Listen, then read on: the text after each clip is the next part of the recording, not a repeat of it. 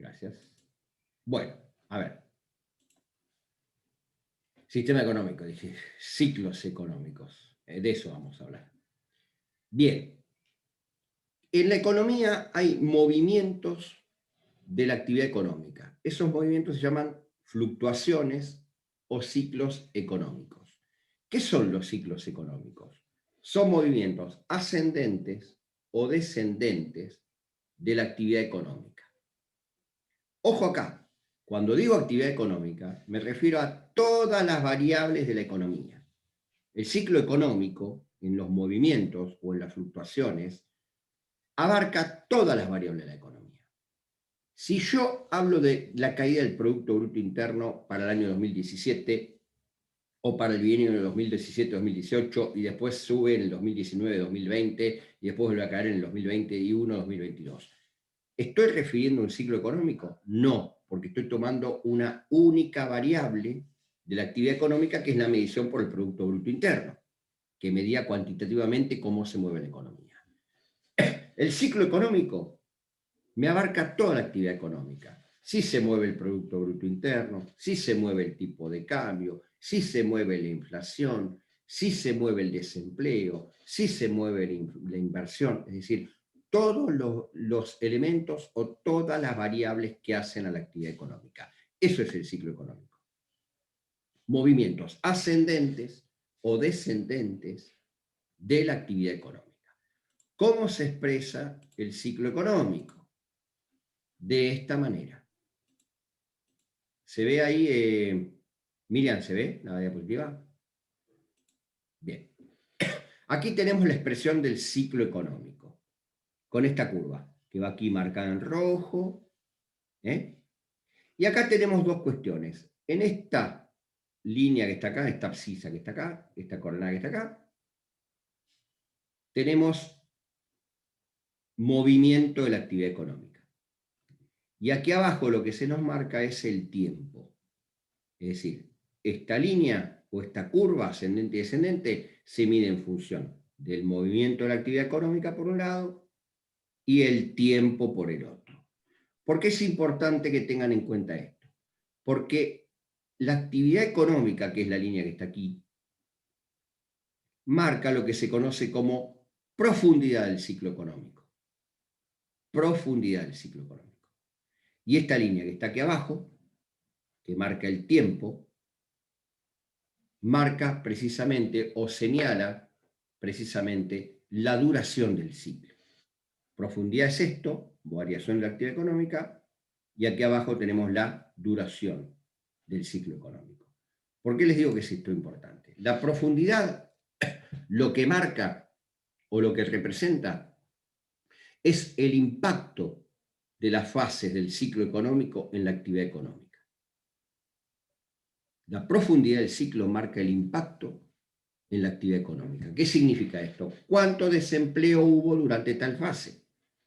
¿Cuánto cayó el PBI durante tal fase? ¿Cuánto cayó la inversión durante tal fase del ciclo? Eso es la profundidad. ¿Cómo impacta en cada una de las variables el movimiento del ciclo económico o de la actividad económica? Distinto del tiempo, que lo que nos ayuda es a medir lo que dura el ciclo económico. Bien, el ciclo económico tiene fases o tiene momentos. Todo ciclo económico, síganme con el cursor en la diapositiva.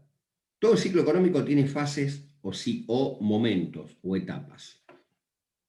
La fase de aquí abajo, o aquí abajo, o aquí abajo, sigan el cursor, aquí, aquí o aquí, se la conoce como etapa de crisis. Etapa de crisis. Cuando el ciclo o la crisis comienza a subir o empieza a reacomodarse la economía, nos encontramos ante la etapa que se conoce como recuperación. Cuando la actividad económica o la recuperación llega a su máximo esplendor aquí, o a su máxima potencialidad, hablamos de etapa de auge cima o cresta. Cuando la actividad económica vuelve a caer y vuelve a llegar a un punto de crisis, la fase del ciclo se llama recesión. Vuelvo a repetir. Profe, Sí, señor, dígame. el auge sería el famoso, el conocido efecto rebote, ¿no? ¿A qué te referís? Nada, porque he escuchado muchas veces, más que nada en la televisión, que los economistas se refieren después de una crisis está el efecto rebote y que vuelve a crecer, como que repuntan. Falta una caída y una decrecida de vuelta. Bien, vamos a hacer la aclaración. El rebote de la economía, como Sería cuando Melipio, llega a la frontera de posibilidades de producción. las dos cosas que dijeron son conceptos muy precisos, pero están, digamos, un poquito desenfocados. Ahora los vamos a enfocar, pero no está mal lo que dijeron. Primero voy a Pedro y después voy a Melina. Pedro, el rebote de la economía, cuando se da rebote en economía, se provoca un regreso a los estados previos a la crisis. ¿Se entiende? A ver, la economía durante la pandemia cayó un 9%. El rebote se da cuando vos remontes ese 9% y después de ahí empezás a crecer. El rebote viene a ser la recuperación de los estándares económicos antes de la crisis que vos tenés. ¿Se entiende? ¿Se entiende? Por ejemplo, en el sector turístico se produjo un desempleo de 133.000 personas aproximadamente y cayeron 3.000 hoteles y agencias de viaje. El rebote económico va a generar que se recuperen esos 133.000 empleos y esas 3.000 agencias de viaje y hoteles se vuelvan a recuperar. Ahí tenés el rebote. Y a partir empezás a crecer. A partir de ahí empezás a crecer. Ahí tenés la recuperación. El rebote económico es volver a los momentos o al instante económico previo a la crisis. ¿Entendés? Nosotros tuvimos una crisis por la pandemia, bueno, cayó más la actividad económica, el Producto Bruto. ¿El rebote cuál sería? ¿O a dónde estaría el rebote? Por recuperación de los niveles al momento antes del inicio de la pandemia. Después es crecimiento. ¿Se entendió el concepto? ¿Lo entendieron? Vamos a Melina. Melina, lo que vos decís es totalmente correcto, pero mirá, Meli, te lo voy a ubicar acá, en la cresta, en el auge, en la cima. Vos hablaste de fronteras de posibilidad de producción. Perfecto, Melina. Cuando vos llegaste a tu límite de frontera de posibilidad de producción y no trasladás esa curva de frontera a partir de mayor inversión, la economía empieza a caer. Pero la frontera de posibilidad de producción, según lo que nos dice Melina, lo ubicamos en el ciclo económico en la cresta, en el auge, porque se llegó al punto máximo de explotación de los factores productivos. ¿Por qué se cae? ¿Por qué se genera esta etapa del ciclo? Vuelvo acá, que es la recesión. Precisamente, Melina, porque la frontera de posibilidad de producción llegó a su tope y cae el nivel de inversión, cae el nivel de innovación. ¿Se entiende, Melina?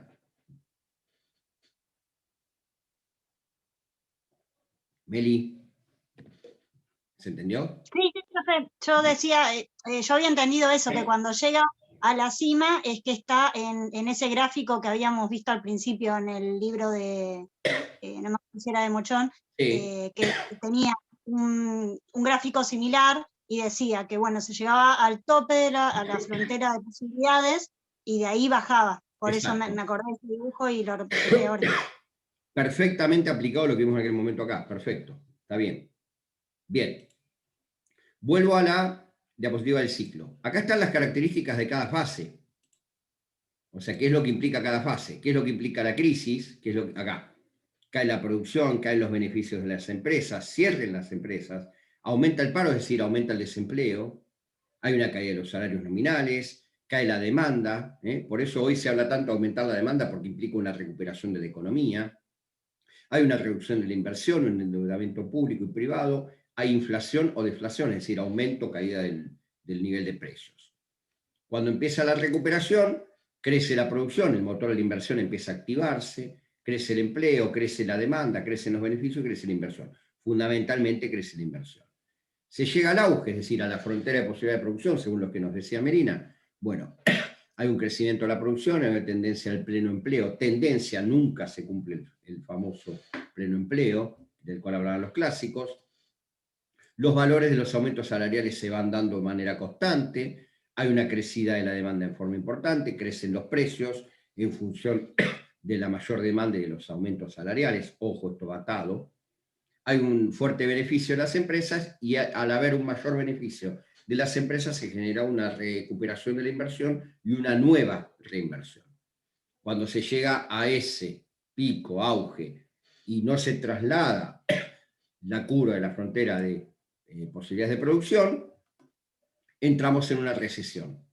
¿Qué pasa? Se hace más lento el crecimiento, se estanca la producción, caen los beneficios de las empresas, con lo cual no hay motivación para invertir, aumenta nuevamente el desempleo, hay una caída de los salarios por una baja de la productividad o de la falta de inversión, como consecuencia del paro y la caída de los salarios hay una caída de la demanda, y al haber poca producción y pocos bienes y servicios, se genera un proceso inflacionario y se vuelve una crisis. Guarda con esto que voy a explicar ahora. ¿Cómo se mide un ciclo económico? ¿Cómo se mide un ciclo económico? Es decir, ¿cómo mido el ciclo económico? Yo hablé de profundidad, que eran los efectos del ciclo, y también hablé de duración o del tiempo que está aquí abajo. El ciclo económico se mide... Sería desde auge a auge. Excelente, excelente. Lo voy a complementar. Excelente lo que dijiste. El ciclo económico se mide de punto superior a punto superior o de punto inferior a punto inferior. Esperen que voy a ampliar la diapositiva.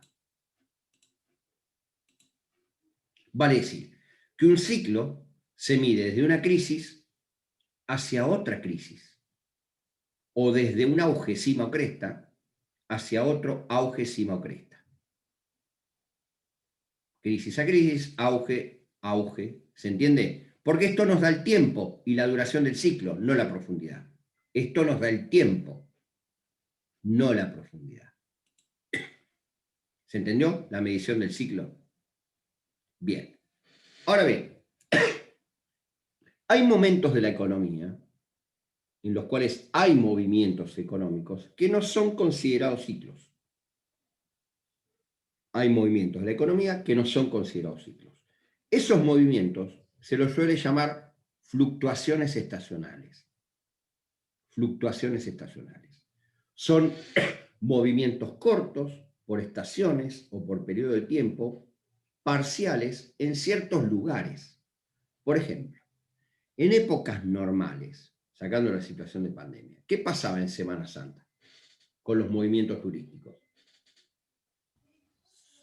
Aumentaba.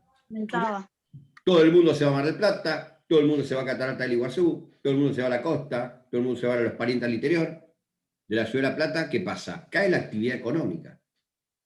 Cae la actividad económica. Esos 5 días, 4 días, cae la actividad económica. Hay una marcada caída de la actividad económica, porque no hay gente que consuma. ¿Qué pasa en el verano, en enero, en la ciudad de La Plata? Pasa exactamente lo mismo. Cae la actividad Pueblo económica. fantasma. Exactamente, cae la actividad económica. Eso no es un ciclo económico, si bien hay caída de la actividad económica. Es una fluctuación estacional.